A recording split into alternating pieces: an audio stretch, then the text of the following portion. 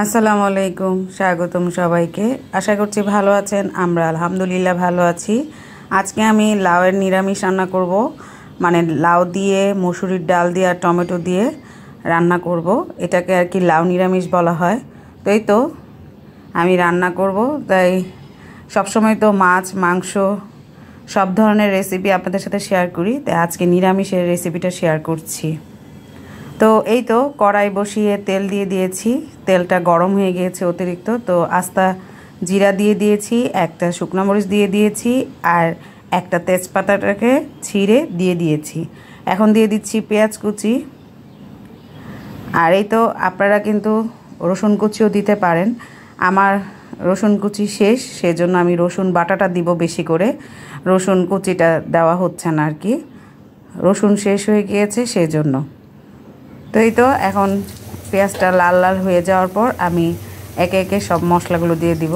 আর এটা রান্না করতে খুব অল্প মশলাই লাগে, তো আমি যেহেতু একবারে বাগার দিয়ে তো রান্না করছি, সেজন্য আমি পেঁয়াজটাকে লাল লাল করে ভেজে দিয়ে দিয়েছি হলুদের গুঁড়া, ধনিয়া গুঁড়া, পরিমাণ মতো লবণ এবং কিছুটা রসুন বাটা। এরপরেই তো মশলাটাকে খুব ভালোভাবে কষিয়ে নিব। এখানে কিন্তু আমি কোনো গুঁড়া মরিচ ব্যবহার করছি না, যেহেতু লাউয়ের তরকারি, তো এখানে আমি একটু বেশি করে কাঁচা মরিচ ব্যবহার করব। তো আমার কাছে মনে হলো রসুন বাটাটা একটু কম হয়েছে, সেজন্য আমি আরেকটু রসুন বাটা দিচ্ছি।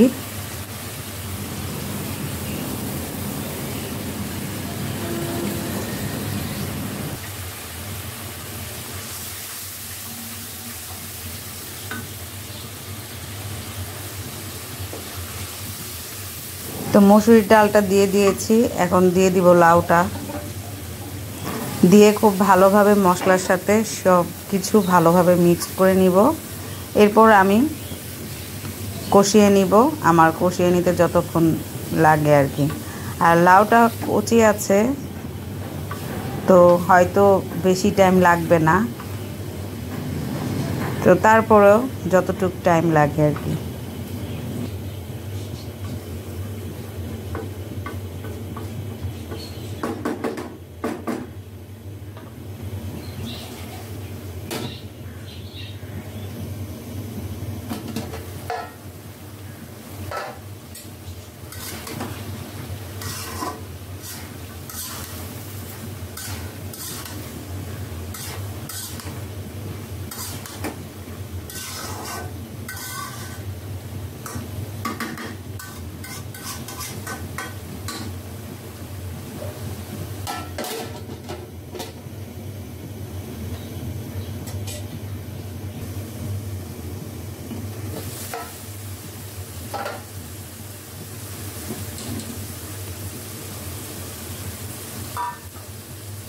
দুইটা টমেটো দিয়েছি এখানে।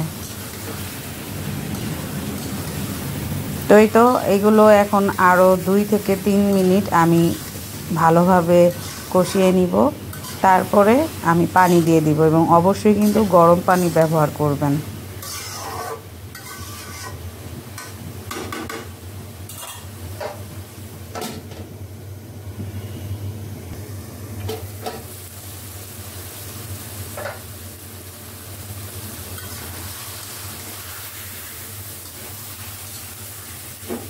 আমার কিন্তু কষানো কমপ্লিট, কড়াইয়ের মধ্যে লেগে যাচ্ছিল, দেখতেই পাচ্ছেন। তো এর জন্য কিন্তু আমি পানিটা এখন দিয়ে দিয়েছি, এবং পানিটা কিন্তু অবশ্যই পানি জাতীয় সবজি যেহেতু, মানে এগুলো থেকে অলরেডি পানি ছাড়বে, সেজন্য পানির পরিমাণটা খুব কম দিলেই হয়ে যায়। আর এই তো আমি যেহেতু মাখা মাখা ঝোল রাখবো, তো এতটা পানি দেওয়া লাগবে না, আমি আমার পরিমাণ মতো পানি দিয়ে দিয়েছি। আর এখন দিয়ে দিচ্ছি কাঁচা মরিচ। আমি কিন্তু এখানে কোনো শুকনা মরিচ ব্যবহার করিনি, এটা কিন্তু সম্পূর্ণ কাঁচা মরিচের উপর এই ঝালটা হচ্ছে। তো এই তো এখন খুব সুন্দরভাবে ঢেকে আমি খুব ভালোভাবে এটাকে রান্না করে নিব। হয়তো 6 থেকে 7 মিনিট পর আমি আবার দেখব এটার অবস্থা কী। আর এর মধ্যে দুপুরবেলা খুব আম ভর্তা খেতে ইচ্ছা করতেছে, তাই এখন আম ভর্তা করব। চলুন কিভাবে আম ভর্তা করি সেটাও আপনারা দেখবেন।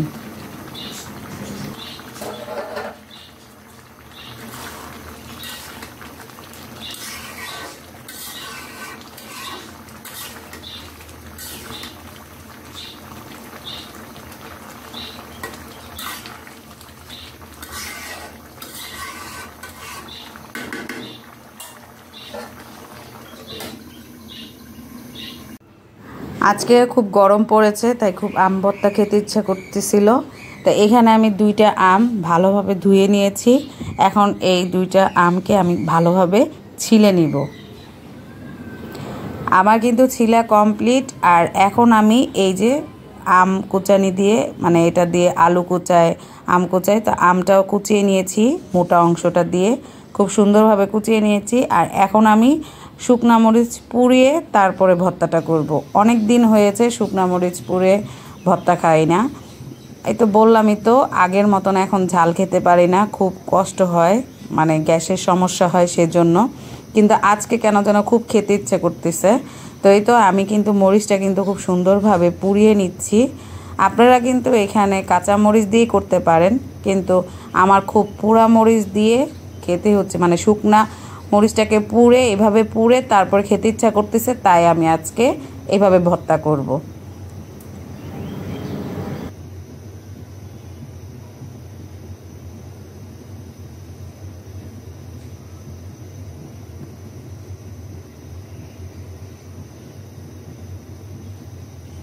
আর আমি যেহেতু ঝাল কম খাবো, তাই একটা শুকনা মরিচই পুড়িয়ে নিয়েছি। তো এই তো মরিচ নিয়েছি, বিট লবণ, সাদা লবণ আর চিনি দিয়ে দিয়েছি। এখন এই মরিচটাকে লবণের মধ্যে ভালোভাবে মেখে তারপরে আমের সাথে মিক্স করে নিব। আর এই তো আমি তো ঝাল এখন একদম কমিয়ে দিয়েছি। আগে কিন্তু এতটুক আমের মধ্যে 3টা থেকে 4টা শুকনা মরিচ মাখিয়ে খাইছি। এত মানে আগে এত ঝাল খাইছি, কিন্তু এখন কিন্তু আর খেতে পারি না। তো এই তো ভর্তাটা কিন্তু কমপ্লিট হয়ে গিয়েছে বানানো, আর খেতে কিন্তু অনেক মজা হয়েছে। আর এতটুকু রেখেছি আমার বরের জন্য। তো এই তো ভর্তা খেয়ে টেয়ে কিন্তু এখন চলে এসেছি লাউটা দেখতে। আর লাউ কিন্তু আমার কমপ্লিট, আর খুব সুন্দর করে কিন্তু রান্না হয়ে গিয়েছে। এখন দিয়ে দিচ্ছি ধনেপাতা। এই সময়টাই কিন্তু আপনারা চাইলে বাগার দিতে পারেন। তো আমি তো আজকে বাগার দিচ্ছি না, আমি একেবারে বসিয়ে দিয়েছিলাম। তো এই তো এখন 1 থেকে 2 মিনিট আবার রান্না করে চুলাটা অফ করে দিব, জাস্ট ধনেপাতার ঘ্রাণটা যেন তরকারিতে ঢুকে সেজন্য। তো আজকের ভিডিওটা কেমন লেগেছে অবশ্যই কিন্তু কমেন্টস করে জানাবেন, এবং ভালো লাগলে লাইক দিবেন। আর এটা কিন্তু ভাতের সাথে, পরোটার সাথে, রুটির সাথে খেতে কিন্তু খুব মজার একটা নিরামিষ বা সবজিও বলতে পারেন। লাউ দিয়ে নিরামিষ বা লাউয়ের সবজি। তো এই তো আজকের ভিডিও এতটুকুই। সবাই ভালো থাকবেন। আল্লাহ হাফেজ।